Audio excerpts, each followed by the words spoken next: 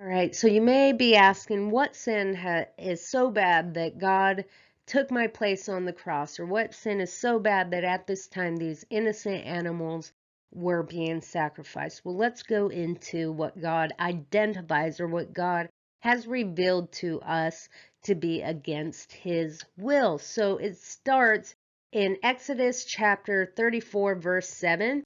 We're given three terms in which God has identified as sin. However, these are sins God's willing to forgive. The first is iniquity. Now, all of these terms, if you were to Google iniquity, this is what would pop up as the definition: immoral or grossly unfair behavior. We have transgression, an act that goes against a law, rule, or code of conduct. So that's an offense.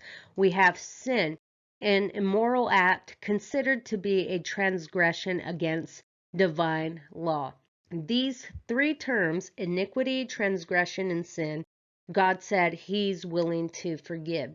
Jesus affirmed that in the book of Mark, chapter 3, verses 28 through 29. I'll read the verse. Truly I tell you, people can be forgiven all their sins and every slander they utter. But whoever blasphemes against the Holy Spirit will never be forgiven. They are guilty of an eternal sin.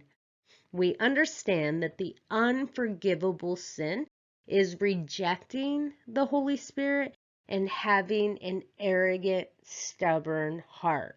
So pride is at the root of this unforgivable sin, this rejecting of the Holy Spirit, which I can understand because what we've learned is that pride is what kicked us out of the garden. Pride was the first sin. What is sin? Violating your conscience, which aligns with iniquity. On your screen, I have iniquity. In parentheses, I have deviation and perversion. Definition for deviation: going a different way than the common way. So we all have like this, I would hope some of us have this right and wrong Jiminy Cricket inside of our hearts. Well, it's going against that.